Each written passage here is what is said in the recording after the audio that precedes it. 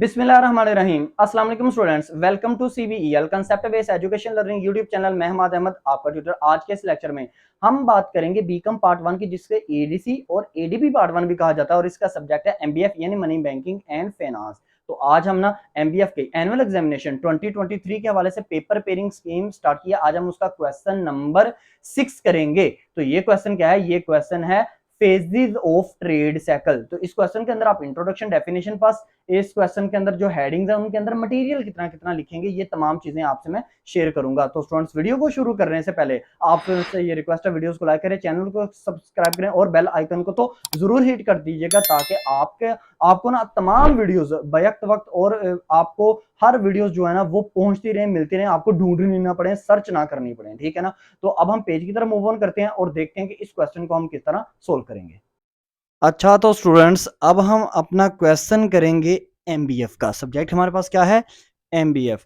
तो इसकी हमारी जो पेपर पेयरिंग स्कीम है एनुअल एग्जामिनेशन 2023 के हवाले से आज हम उसका क्वेश्चन नंबर 6 करेंगे। इससे प्रीवियस आपको 5 वीडियोस यानी कि 5 क्वेश्चन सॉल्यूशन के साथ आपको प्रोवाइड कर दिए गए हैं।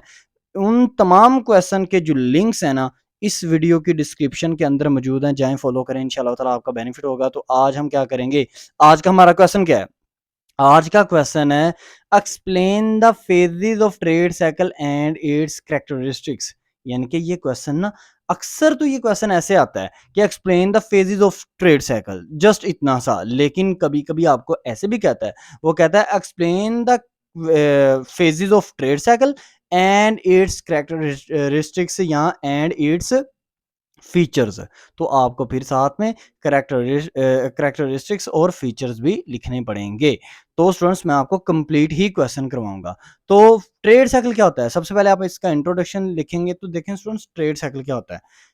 ट्रेड कहते हैं तजारती, साइकिल कहते हैं चक्कर को। एक ऐसा चक्कर जब एक कंट्री को 4 स्टेजेस से गुजरना पड़े, तो ऐसे चक्कर को हम कहते हैं ट्रेड साइकिल। वो 4 स्टेजेस कौन सी हैं? वो 4 जो सिचुएशंस कौन सी हैं? नंबर 1 बूम स्टेज, फिर आता है आपका रिसेशन, फिर डिप्रेशन और फिर रिकवरी। यानी कि एक कंट्री अगर बहुत ही रिच कंट्री है ना, वो 10, 20, 30, 25 मतलब इतने साल बाद, 40-50 साल बाद उस कंट्री को लाजमी नीचे की तरफ आना पड़ेगा।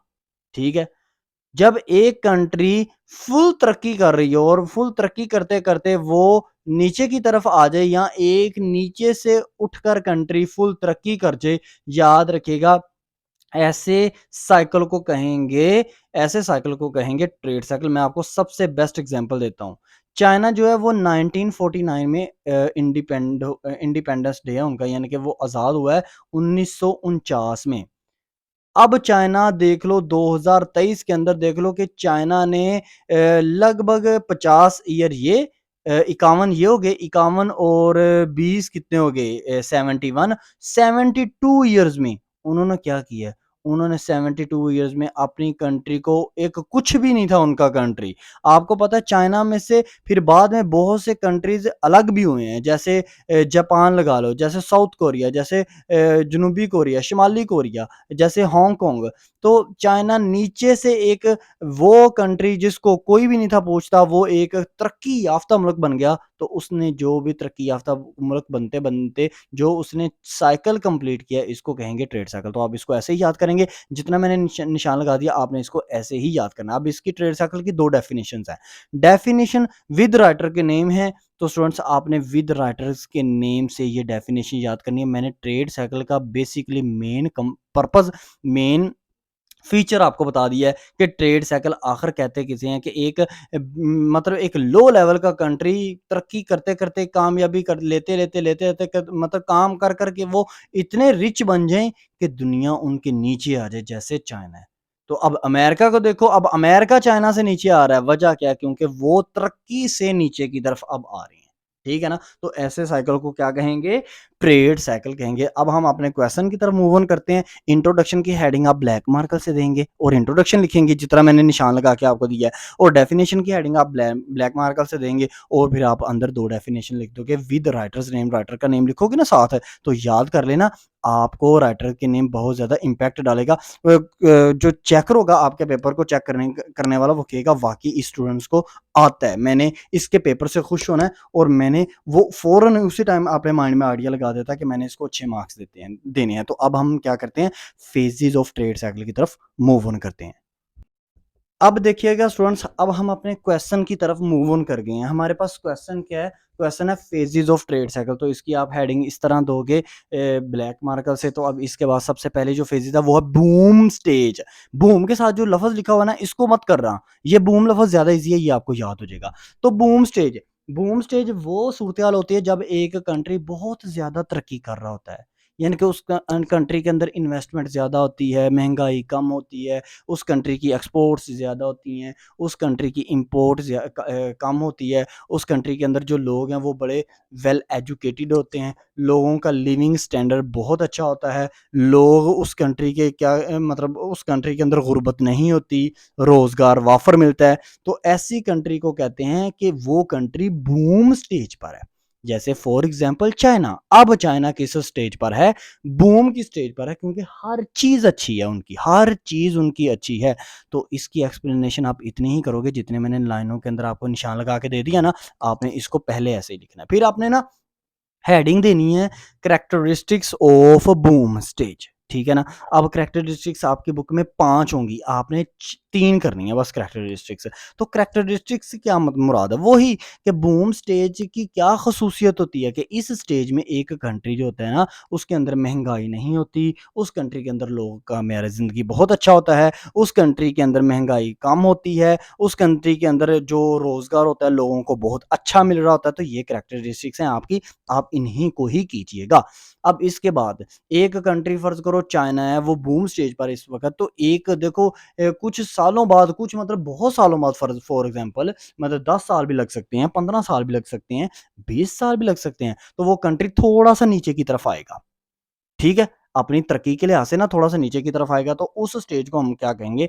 उस स्टेज को हम कहेंगे रिसेशन। जैसे अब अमेरिका, तो आपको पता है अमेरिका का इन्फ्लुएंस पूरी वर्ल्ड के ऊपर हुआ करता था, तो अब अमेरिका देखो नीचे की तरफ आ रहा है। अब अमेरिका, आप भी सोचते हो, आपको भी पता है कि अमेरिका अब नीचे की तरफ आया, तो अब ये अमेरिका रिसेशन की पोज़ीशन पे है। तो इस पॉइंट के अंदर जो लफ़्ज़ रिसेशन है उसको कीजिएगा, दूसरे वर्ड को मत कीजिएगा। तो रिसेशन का मतलब क्या है कि जब एक कंट्री अपनी बूम स्टेज को छोड़कर, मतलब फुल तरक्की की इस लेवल को छोड़कर थोड़ा-सा नीचे की तरफ आ जाए।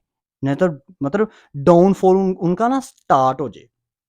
तो ऐसे इसको क्या कहेंगे? रिसेशन की स्टेज कहेंगे। तो रिसेशन में क्या होना शुरू हो जाएगा? इन्वेस्टमेंट थोड़ी-थोड़ी कम होना शुरू हो जाएगी, महँगाई थोड़ी-थोड़ी बढ़ना शुरू हो जाएगी, इसके अलावा इन्फ्लेशन बढ़ना शुरू हो जाएगी, इसके अलावा क्या होगा, लोगों का जो रोज़गार है, लोगों का जो मेयार ज़िंदगी है, वो थोड़ा-सा कम होना शुरू हो जाएगा। लोग यही चाहेंगे कि उस कंट्री के अंदर से हम छोड़कर दूसरी कंट्री के अंदर शिफ्ट होना शुरू हो जाएँ। अच्छा, उसके अलावा और क्या हो सकता है? और उस कंट्री में ये हो सकता है कि उस कंट्री का जो रोज़गार का निज़ाम है, वो मतलब जो लोग हैं उस कंट्री में जो रोज़गार का मौके थे वो थोड़े-थोड़े कम होना शुरू हो गए हैं। तो आप इसकी एक्सप्लेनेशन इतनी ही लिखेंगे रिसेशन की। फिर इसके बाद आप हेडिंग क्या देंगे? हेडिंग देंगे आप characteristics of recession. Characteristics of recession. तो रिसेशन की जो कैरेक्टरिस्टिक्स होगी, आपने अब क्या करना है? आपने अब उनको लिखना है। तो 5 होती हैं कैरेक्टरिस्टिक्स, उनमें से आप कितनी देंगे? उनमें से आप 3 देंगे, 3। 3 कैरेक्टरिस्टिक्स आप क्या करेंगे? लिखेंगे। फिर इसके बाद जो नेक्स्ट आपका नंबर 3 स्टेजेस आएगी ना, वो आएगी आपकी रिसेशन के बाद डिप्रेशन। अब डिप्रेशन कौन-सी सिचुएशन होती है? ऐसी सिचुएशन जब बिल्कुल तरक्की समझ लें खत्म ही हो गई है। बिल्कुल तरक्की क्या हो गई है? खत्म ही हो गई है। मैं आपको एग्ज़ाम्पल देता हूँ, इस तरह इस एग्ज़ाम्पल को ले लें, जैसे श्रीलंका है। आपको पता है आज से 10-15 साल पहले श्रीलंका भी रिसेशन की स्टेज पर था। मतलब आहिस्ता-आहिस्ता उनकी तरक्की नीचे की तरफ आना शुरू हो गई थी। अब क्या हो गया, फुल जैसे पाकिस्तान है, जस्ट लाइक पाकिस्तान सबसे बेस्ट एग्ज़ाम्पल। आज पाकिस्तान जो है ना, आज की सिचुएशन में, आज के हालात में पाकिस्तान फुल डिप्रेशन में है, मतलब फुल ज़वाल का शिकार हो गया है। पाकिस्तान के अंदर महंगाई बहुत ज़्यादा, कोई इन्वेस्टमेंट नहीं हो रही, डॉलर इतने ज़्यादा महँगे हैं, मतलब 300 का आपका डॉलर पहुँचा हुआ है एक। तो उसके अलावा क्या है, पाकिस्तान में कोई रोज़गार नहीं है, पाकिस्तान से नौजवान लोग छोड़-छोड़ के बाहर की कंट्री में जा रहे हैं, रोज़गार के कोई मौके नहीं है, मतलब फुल गुर्बत है, ठीक है? तो पाकिस्तान की जो सिचुएशन है आजकल, वो क्या है, वो है डिप्रेशन की सिचुएशन है। तो इसकी एक्सप्लेनेशन आप ऐसे ही करेंगे। अब इसकी कैरेक्टरिस्टिक्स आपने 5 में से 3 करनी है, 2 कैरेक्टरिस्टिक्स आपको यहाँ पर मिल रही होंगी, अब नेक्स्ट जो होगी वो आपके पास नेक्स्ट पेज पर आएँगी। तो डिप्रेशन का मतलब समझ गए ना, कि एक ऐसी सिचुएशन जिसमें कंट्री जो है ना, वो फुल ही ज़वाल का शिकार हो गया, यानी कि उसका कोई पुरसाने हाल नहीं है, उसके ऊपर कर्ज़े चढ़े हुए हैं, महँगाई बहुत ज़्यादा है, जैसे अभी आज की प्रेज़ेंट सिचुएशन जो पाकिस्तान की है। अच्छा, तो स्टूडेंट्स अब देखिएगा, अब क्या है, अब आपका जो मैंने कहा था ना कि आपको एक पॉइंट आपका यहाँ पर होगा कैरेक्टरिस्टिक्स ऑफ डिप्रेशन, वो आपको अब यहाँ पर नज़र आ रहा है। तो आप 3 पॉइंट करेंगे कैरेक्टरिस्टिक्स ऑफ डिप्रेशन के अंदर, तो इसके बाद आपका क्या हो जाएगा? आपका जो पॉइंट नंबर यानी कि स्टेज नंबर 4 है, वो क्या है? वो है रिकवरी। अब पाकिस्तान जैसे अभी पाकिस्तान फुल जो है आपको भी पता है स्टूडेंट्स कि पाकिस्तान अभी क्या है, बिल्कुल ज़वाल का शिकार है। अब यहाँ से पाकिस्तान 3, 4, 5, 7 बाद 5, 7 साल बाद पाकिस्तान हल्का-हल्का ऊपर की तरफ आना शुरू हो जाएगा। हल्का-हल्का क्या करेगा पाकिस्तान, ऊपर को उठना शुरू कर देगा। मतलब रिकवरी करेगा। रिकवरी का मतलब समझते हैं ना, कि रिकवरी का मतलब ये होता है कि ज़वाल से अब अपने आप को थोड़ा-सा एक कंट्री का ऊपर की तरफ उठना, यानी कि तरक्की की तरफ थोड़ा-थोड़ा करके उठना, कि भाई हम ना डिप्रेशन से ख़त्म हो और हम रिसेशन के ऊपर आएँ। और अगर रिसेशन के ऊपर जब हम आ गए, तो इसके बाद हम बूम स्टेज पर आ जाएँगे। तो ये है रिकवरी का मतलब। रिकवरी में क्या होगा, रिकवरी में हल्की-हल्की सी इन्वेस्टमेंट आना शुरू हो जाएगी, मुल्क में थोड़ी-थोड़ी महँगाई कम होना शुरू हो जाएगी, मुल्क के अंदर थोड़ा-थोड़ा न जो है जो आपका इन्वेस्टमेंट है वो आना शुरू हो जाएगी, मुल्क के अंदर रोज़गार थोड़ा-थोड़ा बढ़ना शुरू हो जाएगा। इनके लोगों का ना हल्का-हल्का सा जो लिविंग स्टैंडर्ड है ना, वो भी ठीक होना शुरू हो जाएगा। तो इस पॉइंट के अंदर एक्सप्लेनेशन आप इतनी ही लाइनें करेंगे स्टूडेंट्स, जितना मैंने आपको एक्सप्लेनेशन कहा है, और कैरेक्टरिस्टिक्स आप कितनी करेंगे? कैरेक्टरिस्टिक्स आप 3 करेंगे। अब यहाँ पर आपका क्या होता है, क्वेश्चन कंप्लीट हो जाता है अगर तो आपको phases of just trade cycle कहता है, लेकिन अगर आपको साथ कैरेक्टरिस्टिक्स ऑफ ट्रेड साइकिल भी कहे या आपको फीचर्स ऑफ ट्रेड साइकिल भी कहे, तो तब आपने क्या करना है, आपने 8 पॉइंट, जस्ट 8 पॉइंट छोटे-छोटे से हैं, वो भी आपने लिखने हैं। तो अब हम कैरेक्टरिस्टिक्स ऑफ ट्रेड साइकिल की तरफ चलते हैं। अच्छा, तो स्टूडेंट्स अब हम करेंगे कैरेक्टरिस्टिक्स ऑफ ट्रेड साइकिल के। ट्रेड साइकिल की ना खसूसियत क्या होती हैं? मैंने जैसे कि आपको पहले बोला कि ये जो क्वेश्चन है ना, ये आपको सेपरेट साथ पूछ सकता है, या इसको फीचर ऑफ ट्रेड साइकिल भी वो कहेगा। तो पहला है सिंक्रोनिज्म। इसका मतलब क्या होता है? देखें, इसको समझिएगा, जितना एक्सप्लेनेशन अंदर रखी हुई है आप इतना ही करेंगे। इसका मतलब ये होता है कि जो ट्रेड साइकिल है ना, इसकी ये खसूसियत है, इससे एक कंट्री को पता चल जाता है आया कि वो किस स्टेज के ऊपर खड़ी हुई है। क्या वो बूम स्टेज के ऊपर खड़ी है? क्या वो रिसेशन के ऊपर खड़ी है? क्या वो डिप्रेशन के ऊपर खड़ी है? कि यहाँ उस कंट्री को रिकवरी अब करनी चाहिए। जैसा कि अभी पाकिस्तान को कैसे पता चल जाएगा? पाकिस्तान को चाहिए वो सिंक्रोनिज्म करें। उनको पता चल जाएगा कि पाकिस्तान को बजट देख के ही पता चल जाएगा कि अब हम किस सिचुएशन पर खड़े हैं, हम डिप्रेशन पर खड़े हैं, क्योंकि फुल टाइम हमारे मुल्क के अंदर क्या है, महंगाई है। अब नंबर 2 पॉइंट क्या है ट्रेड साइकिल का ना, दूसरी खसूसियत क्या है? दूसरी खसूसियत जो है ना, ट्रेड साइकिल की नंबर 1 आ गया सिंक्रोनिज्म, नंबर 2 आ गया इंटरनेशनल इन कैरेक्टर, यानी कि ट्रेड साइकिल से हमें ये भी पता चल जाता है, इसकी ख़ुसूसियत ये है, हम जिस भी स्टेज पे मौजूद हों, हमें ये पता चल जाता है कि हमें इंटरनेशनली लोगों से, मुल्कों से किस तरह डीलिंग करनी पड़ेगी। जैसे अब पाकिस्तान है, फुल डिप्रेशन के अंदर है, तो पाकिस्तान जब भी किसी भी कंट्री के साथ डीलिंग करेगा, पाकिस्तान को ये पता होना चाहिए कि लोग हम पर टैक्स इम्पोज़ करेंगे, लोग हमें बेकार समझेंगे, वो समझेंगे कि ये हमसे कर्ज़ा ही लेने आया है। तो ट्रेड साइकिल का ये फ़ायदा हो जाता है कि कंट्री को पता चल जाता है कि अब दूसरी कंट्री हमारे साथ किस तरह बिहेव करेंगी। पॉइंट नंबर यानी कि कैरेक्टरिस्टिक्स नंबर 3 है difference in degree. Difference in degree का मतलब ये होता है कि ट्रेड साइकिल से आपको ये पता चल जाता है कि बूम स्टेज से अगर आप रिसेशन की तरफ आ गए हो ना, या डिप्रेशन की तरफ आ गए हो, तो आप बूम स्टेज से यानी कि तरक्की से कितने फासले पा रहे हो, कितने डिफरेंस पा रहे हो। यानी कि आपको कितने साल लगेंगे बूम स्टेज पर तक जाते? 10 साल, 15 साल, 20 साल, 25 साल, 30 साल। तो ये आपका क्या है, difference in degree point number 3 था। तो कैरेक्टरिस्टिक नंबर 4 आपके पास आ गया कंटीन्यूअस, यानी कि ट्रेड साइकिल को ना आपको हमेशा हमेशा ट्रेड साइकिल जो है ना, वो कंटीन्यूअस चलना चाहिए। ये नहीं है कि एक जगह जाके रुक ही जाए। मतलब अब पाकिस्तान डिप्रेशन के ऊपर है, तो पाकिस्तान अब वो अगर फुल अगले 10-15 साल भी डिप्रेशन के ऊपर ही रहेगा ना, यानी कि फुल टाइम महंगाई रहेगी, तो याद रखिएगा पाकिस्तान फिर कोई नहीं रहता। पाकिस्तान फिर आपको पता होना चाहिए कि पाकिस्तान का फिर कोई वजूद नहीं रहेगा। तो ये क्या है आपके पास, ये आपके पास पॉइंट नंबर 4 था कंटिन्यूअस, यानी कि ट्रेड साइकिल हमेशा ये घूमता रहना चाहिए। कभी बूम स्टेज से रिसेशन, रिसेशन से डिप्रेशन, डिप्रेशन से रिकवरी, इस तरह ये चलता रहना चाहिए। अब पॉइंट नंबर आपके पास 5 क्या है, वो है process of trade cycle. Trade cycle का जो प्रोसेस है ना, वो मरहला बाय मरहला होता है। पहले बूम स्टेज होता है, फिर रिसेशन होता है, फिर रिकवरी होता है, फिर डिप्रेशन होता है, फिर रिकवरी होता है। तो ये प्रोसेस ऑफ ट्रेड साइकिल है। पॉइंट नंबर 5 यानी कि कैरेक्टरिस्टिक्स नंबर 5 था। कैरेक्टरिस्टिक्स नंबर 6 क्या, सेल्फ जनरेटिंग, यानी कि ट्रेड साइकिल खुद ब खुद नहीं आता। आप एक कंट्री की जो हुकूमत होती है वो अपनी आवाम को एक ट्रेड साइकिल के अंदर जिस पॉइंट पे ऊपर लाना चाहती है वो कंट्री की गवर्नमेंट लेके आती है। जैसे हम अब डिप्रेशन के ऊपर हैं, तो फुली टाइम रिस्पॉन्सिबल कौन है, हमारी गवर्नमेंट है। खुद ब खुद नहीं, दुनिया ने नहीं हमें डिप्रेशन के अंदर फेंका। डिप्रेशन मीन्स क्या, कि अब हम बिल्कुल महंगाई के अंदर हैं, तो दुनिया ने नहीं हमें फेंका, हम खुद, हमारी पॉलिसीज ऐसी हैं, हमारे खुद के कारनामे ऐसे हैं। तो ये पॉइंट नंबर 6 था, जिसका मतलब ये था कि सेल्फ जनरेटिंग होता है, ट्रेड साइकिल को आप खुद ब खुद जनरेट करते हो। पॉइंट नंबर 7 है आपके पास ऑल प्रोसीडिंग। ऑल प्रोसीडिंग का ये मतलब होता है कि इसको आप ठीक कर सकते हो।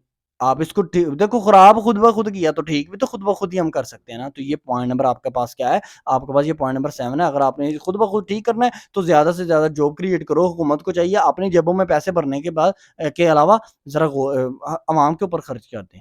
तो पॉइंट नंबर 7 था। ये पॉइंट नंबर जो आपके पास 8 है, तो पॉइंट नंबर 8 आपके पास है students, point number financial crisis. तो फाइनेंशियल क्राइसिस का ये मतलब है कि ट्रेड साइकिल से आपको ये पता चल जाता है कि आपके मुल्क के खजाने में पैसे कितने पड़े हुए हैं। अगर आप अभी डिप्रेशन में हो, तो आपको पता है कि आपके पास कोई पैसा नहीं पड़ा हुआ, आप बहुत ज़्यादा महँगाई का शिकार हो, ठीक है ना? तो बूम स्टेज पे हो, तो आपको ये भी पता चल जाएगा कि आपकी फाइनेंशियल पोज़ीशन, यानी कि माली हालात मुल्क के कैसे जा रहे हैं। तो ये था स्टूडेंट्स आपका क्वेश्चन। क्वेश्चन आपको 2 तरह से आ सकता है, या आपको खाली कह सकता है explain the phases of trade cycle, या आपसे वो पूछेगा explain the phases of trade cycle and it's characteristics या फीचर्स। ये था क्वेश्चन नंबर 6 हमारी एनुअल एग्जामिनेशन 2023 के हवाले से पेपर पेयरिंग स्कीम के रिलेटेड। आने वाली वीडियो में हम क्वेश्चन नंबर 7 करेंगे। अपना ख्याल रखें, अपने इस यूट्यूब चैनल का भी। अल्लाह हाफिज।